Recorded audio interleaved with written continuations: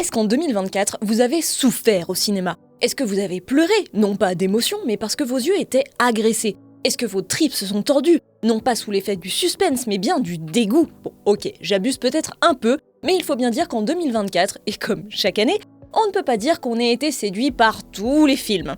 Tant s'en faut. En bon gros râleurs que nous sommes, mes chers collègues et moi-même avons donc concocté un petit flop des films que nous avons le moins aimés cette année. Évidemment, ces avis sont subjectifs et surtout, ils sont le résultat d'une mise en commun de nos flops individuels.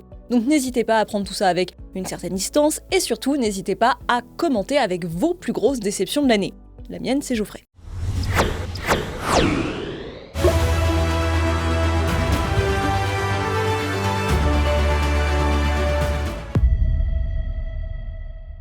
Pour débuter ce flop, voici déjà une création originale Netflix. Car oui, il y en aura plusieurs avec Le Salaire de la peur de Julien Leclerc. Comme le film d'Henri-Georges Clouzot est un chef-d'œuvre et que le remake de William Friedkin, Sorcerer, lui a tenu la dragée haute, voire l'a surpassé selon certains, on était inquiet de voir cette nouvelle version lancée par Netflix. Et pourtant, on ne va pas se mentir, on avait une certaine curiosité, car Netflix nous avait plutôt enchantés avec ses films d'action à la française comme Aka ou Les 2 balles perdues. Et comme les 3 films en question étaient portés par Alban Lenoir, on avait envie de croire un peu dans Le Salaire de la peur, dans lequel l'acteur tient un rôle de gros bourrin, encore. Malheureusement, on avait zappé que ces points de bonus bon acting ne suffiraient pas à contrer les points de défaillance bof acting de Franck Gastambide d'un côté et ceux de Very Bad Real de Julien Leclerc. Sans trop de surprise, Le Salaire de la peur nouvelle génération n'a rien du grand thriller tendu d'autrefois, les passages complexes des camions remplis de nitro ne créant jamais aucune véritable angoisse sur le destin des personnages. Au contraire, avec sa bourrinerie habituelle, le réalisateur français choisit de privilégier des bonnes grosses fusillades au cœur d'une mise en scène franchement banale, et quand le tout est emballé avec des dialogues mollassons, une romance futile, des trahisons ringardes et des ralentis sans queue ni tête, difficile de sauver quelque chose de ce Salaire de la peur, bel et bien effrayant, mais jamais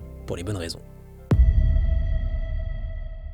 En 9e position, il y a un des films qui m'a le plus exaspéré cette année, c'est la comédie pas drôle Drive Away Dolls, réalisée par Ethan Cohen, oui, comme dans les frères Cohen, sauf que désormais, ils font des films en solo. En 2021, Joel Cohen avait réalisé la tragédie de Macbeth, un film en noir et blanc super léché, super sérieux avec les super célèbres Denzel Washington et Frances McDormand. Et en 2024, Ethan Cohen a fait le contraire, une petite comédie légère, colorée avec un casting de jeunes actrices et une histoire toute bête. On y suit 2 copines lesbiennes qui partent dans un road trip sachant que l'une des deux est une grosse fêtarde exubérante et l'autre une jeune femme introvertie. Comme c'est un Cohen, on a aussi une histoire de petits malfrats qui n'ont pas inventé l'eau chaude, avec une mallette, des tueurs et d'autres petites combines. Alors oui, je sais, c'est censé être une petite farce, c'est un road movie décalé avec des personnages décalés, un humour décalé, sauf que j'ai trouvé ça tellement nul et tellement naze que ces 90 minutes sont passées très lentement. On est quand même sur un film où l'une des grandes surprises, c'est une mallette pleine de godemiché et c'est présenté comme si c'était un geste dingo et punk. Pour ma part, j'ai trouvé ça parfaitement ringard et poussiéreux et ça fait partie de ces films qui semblent tellement vouloir être super méga giga cool qu'ils en deviennent juste tristes et détestables. Et franchement, si ça n'avait pas été réalisé par un Cohen, je pense que personne ne lui aurait accordé la moindre attention. À la limite, on peut saluer les efforts de Margaret Qualley qui porte le film sur ses épaules et j'avoue, même si le personnage est facile,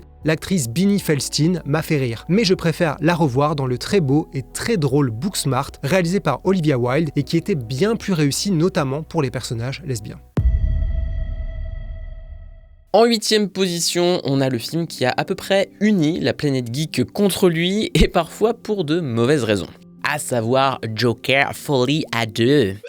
Alors bien sûr, le film s'est fait trasher pour sa nature de gros doigt d'honneur aux fans du premier film, ou encore pour sa nature de comédie musicale qui visiblement déplaît à tous les gens qui n'ont pas beaucoup de goût. Sauf que c'est pas le vrai problème de Joker 2. Le vrai problème de Joker 2, c'est d'avoir filé 200 millions de dollars à des gens qui n'avaient clairement pas envie de faire cette suite et qui du coup se planquent derrière leur anticonformisme supposé pour justifier son existence. Bon, le truc c'est que je suis déjà un ardent détracteur du premier Joker qui pour moi utilisait platement sa propriété intellectuelle comme un cheval de Troie qui excusait de faire un sous Martin Scorsese très con. Mais comme Todd Phillips n'avait pas prévu que tous les incels de la Terre et les fans de Peaky Blinders se rassemblent derrière la figure bien toxique d'Arthur Fleck en tant que révolutionnaire martyr, sa suite enfonce bien le clou pour nous faire comprendre qu'on est tous très bêtes. Sauf que de 1, on se demande bien en quoi il était nécessaire de passer 2h30 sur un manuel méta pour faire du rétropédalage, et de 2, jamais le film n'admet que c'est peut-être de sa faute à la base, parce que sa mise en scène n'a jamais réussi à dépasser le stade larvaire du « oh là là, on vit dans une saucisse ». Joker 2, ça jette clairement le bébé avec l'eau du bain pour se dédouaner de sa médiocrité crasse au point d'abandonner ses personnages sur le bord de la route. Alors on a bien compris que Joaquin Phoenix n'avait pas envie d'être là, mais on retient surtout que la pauvre Lady Gaga n'a rien à jouer dans la peau d'Harley Quinn. Les passages musicaux sont une catastrophe et le procès une souffrance en matière de rythme. Quand on voit ce que Burton, Nolan et même Matt Reeves ont su tirer des méchants de Batman et de leur raison d'être face aux injustices du monde dans lequel ils vivent, je ne comprends pas qu'on puisse se contenter d'un truc aussi crétin et abscon. Et le pire, c'est que Joker 2 fait passer le pire message. Pour une fois, un auteur a eu les pleins pouvoirs sur un blockbuster hyper cher pour qu'au final son flop massif ne serve à Hollywood que d'énième preuve pour privilégier des serpillères plus serviles. Quel gâchis!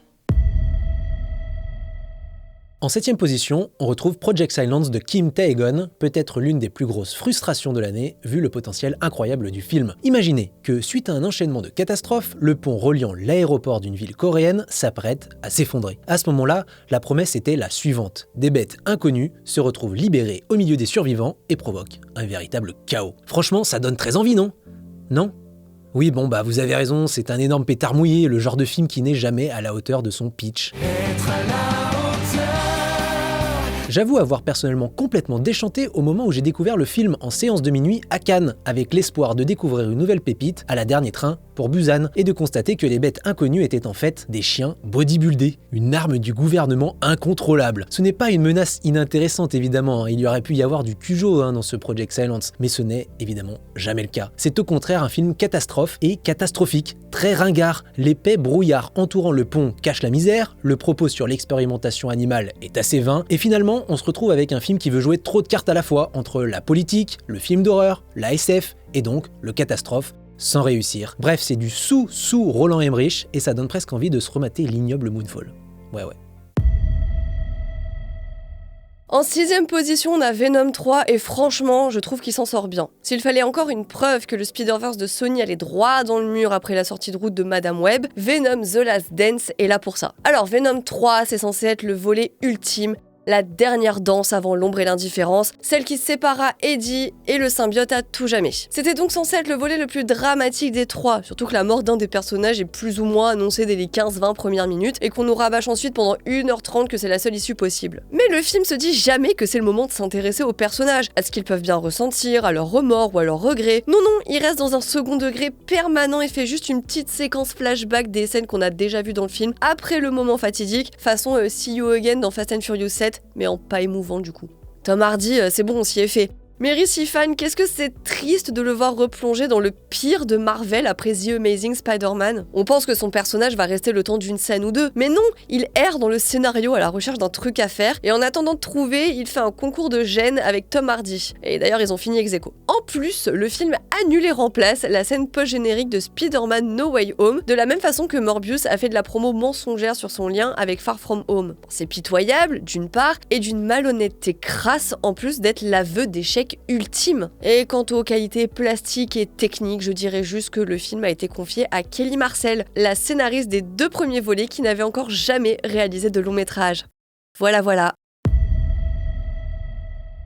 Vous savez, à écran large, on a tous nos croix cinéphiliques qu'on se trimballe douloureusement comme Jésus sur Golgotha. Alors pour Alexandre, ça a été la série Elite, dont il s'est tapé toutes les saisons, et Mathieu a le choix entre Snowpiercer, la série, et Outer Banks. Et bien pour ma part, j'ai eu ma némésis ultime en 2024, au travers des horribles Rebel Moon de Zack Snyder, que je rassemble dans un bon gros package qui pue. Parce que pour rappel, le tout premier Rebel Moon était sorti sur Netflix au Noël de 2023, donc il avait raté le flop de peu le vénard. Et après, la partie 2 était sortie en avril 2024 et nous avait semblé tout aussi raté. Mais dans la suite, Snyder a annoncé fièrement la sortie de Director's Cut à son diptyque qui durait déjà une plombe pour rien. Alors je vais pas revenir dans le détail sur ce que je reprochais au premier Rebel Moon, j'avais fait pour ça une longue vidéo sur le sujet à laquelle je vous renvoie, où j'évoquais pêle-mêle la mise en scène étriquée de Snyder, son accumulation de clichés d'écriture et sa direction artistique d'ado edgy trop fier de piller Warhammer 40 000 et Metal Hurlant. Mais le vrai problème de Rebel Moon,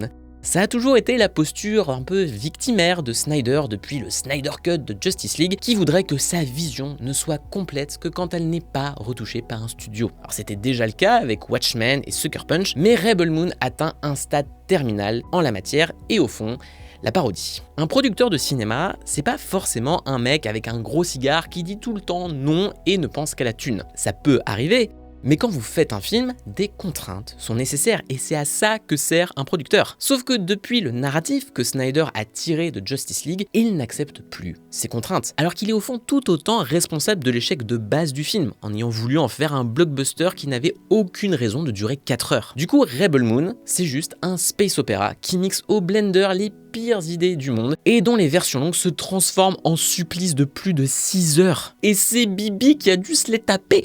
Il n'y a plus aucune envie de spatialisation ni de rythme, et les ajouts de la Director's Cut sont globalement gadgets, et prouvent plus que jamais à quel point Snyder ne sait plus structurer simplement une histoire. Il faudra toujours se contenter de personnages qui racontent leur life autour de feux de camp et de tables dans des flashbacks envahissants, mais cette fois avec du sang et 2 pauvres scènes de sexe nulles pour sembler subversifs. Alors non seulement c'est au total plus de 10 heures de ma vie qu'on ne me rendra jamais, mais Rebel Moon fait passer le pire des messages auprès des rares défenseurs que Zack Snyder a encore. Une Director's Cut, ce n'est pas un premier montage mal dégrossi. Un film, ça passe logiquement par des phases de remontage, d'épure, de travail du rythme. C'est trop facile de nous refourguer une version de travail comme une œuvre définitive, surtout pour un artiste soi-disant libre, intransigeant et indépendant, finalement bien content de nous revendre la même daube 2 fois.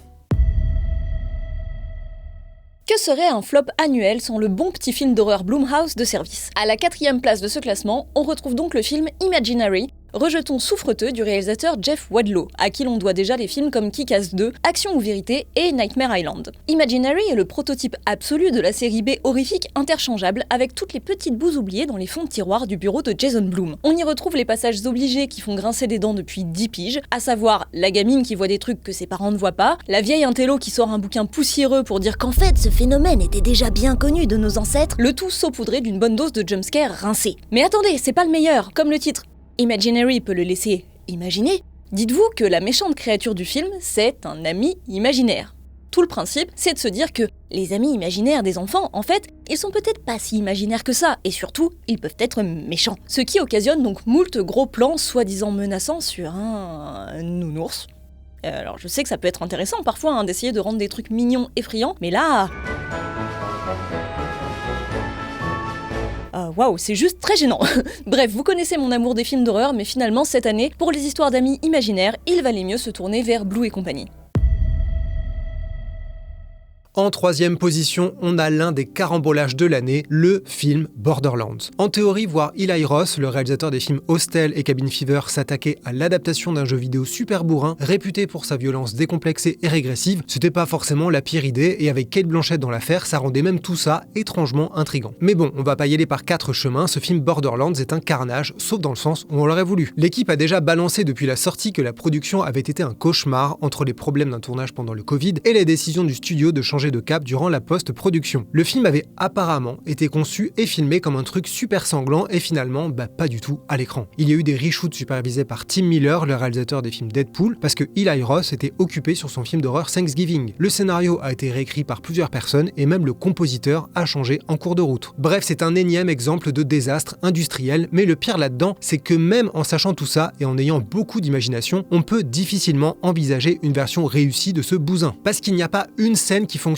dans Borderlands, que ce soit dans les séquences d'action qui sont très moches et très molles, ou les moments de discussion lourdingues autour de ces personnages insipides, ou encore l'humour qui, dans mes cauchemars, ressemble aux suites de Spy Kids que je n'ai jamais osé rattraper. Ajoutez à ça que c'est d'une laideur inouïe et vous avez une horreur hallucinante. Ce truc a en plus coûté plus de 100 millions de dollars, donc vraiment il n'y a rien à excuser ou à pardonner. C'est arrangé dans les innombrables blockbusters catégorie foutage de gueule, direct à la poubelle, mais il y a une justice dans ce monde puisque Borderlands a été un beat spectaculaire au box-office, comme quoi tout n'est pas perdu.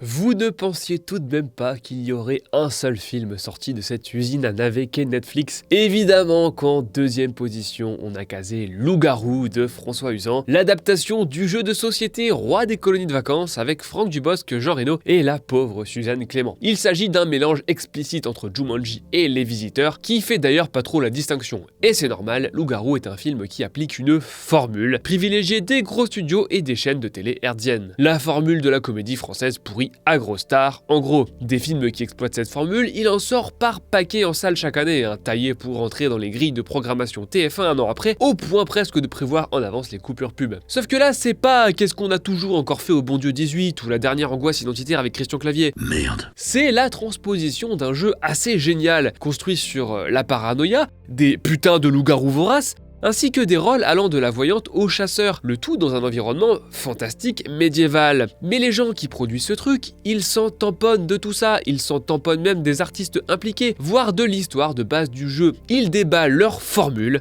bon gré mal gré.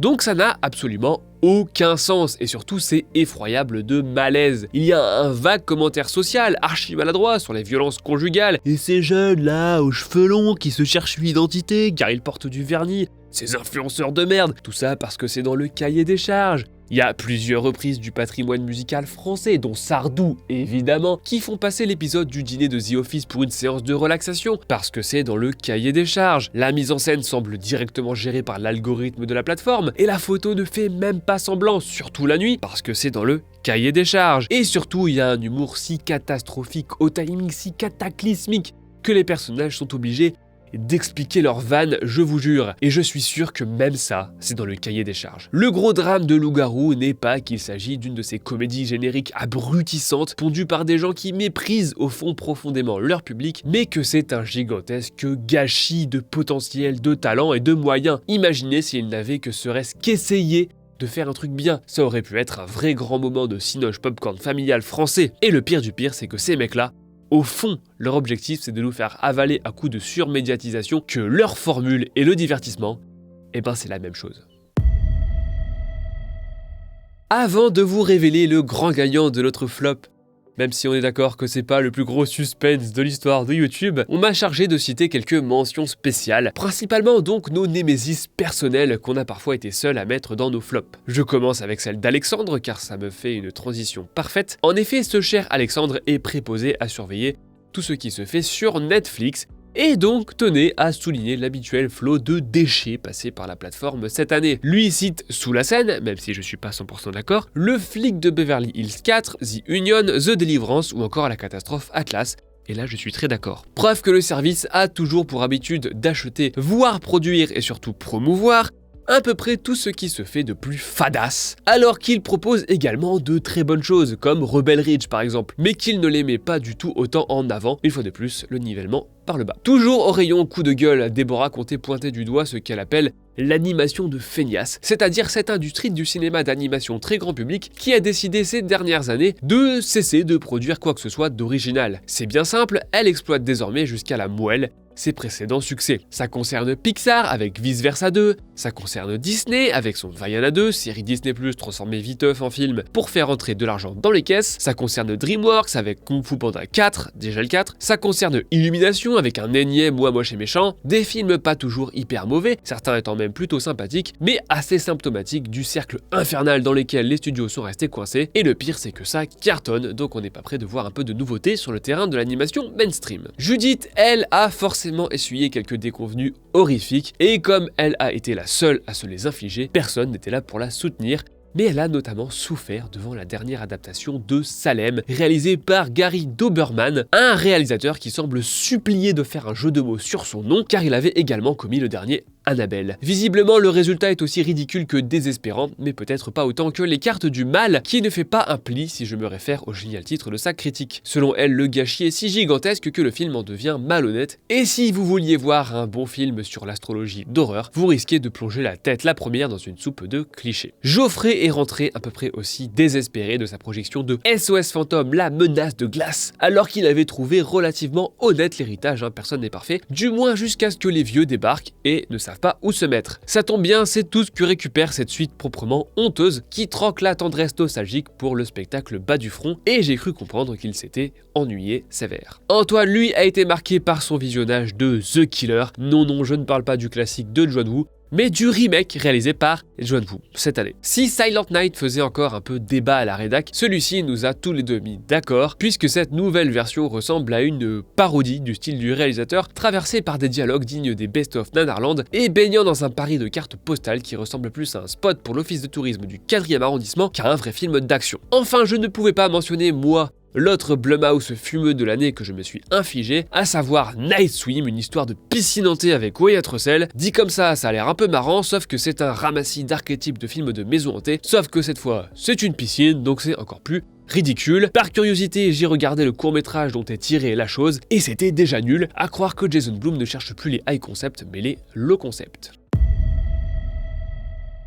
Le flop numéro 1 de l'année, c'est bien évidemment cette fraude de Madame Web réalisée par S.J. Clarkson. Plus le temps passe, plus j'oscille entre la colère et la pitié, parce que sans mauvais jeu de mots, le film avance à l'aveugle, comme s'il n'avait aucune idée de ce qu'il devait faire, parce que personne ne lui a jamais donné de consigne. Est-ce qu'il devait préparer le futur d'un univers étendu à l'obsolescence programmée, ou exister discrètement dans son coin pour être gommé en cas de besoin? Il sait pas, et dans le doute il fait les deux, même si ça revient à essayer de mélanger de l'eau et du vinaigre, ou de vendre un film de super-héroïne sans super-héroïne. Alors que le film passe 1h30 à nous rabâcher que Cassandra Webb est la seule à pouvoir sauver le futur des 3 héroïnes, dans une espèce de sous-texte méta qui j'espère était totalement involontaire. Sinon c'est encore plus la honte. Sinon même tambouille que pour les Venom, Morbius et compagnie, c'est filmé avec le cul et monté avec les pieds, tout le monde joue comme si les producteurs braquaient une arme sur un de leurs proches, surtout Dakota Johnson, et les personnages sont tous des clichés sur pattes. Sauf qu'avec Madame Web, comme elle voit l'avenir, c'est double peine vu qu'on est condamné à revoir 2 fois les mêmes scènes nazes alors que tous les enjeux sont présentés au bout de 15 minutes. Pourquoi tant de cruauté ?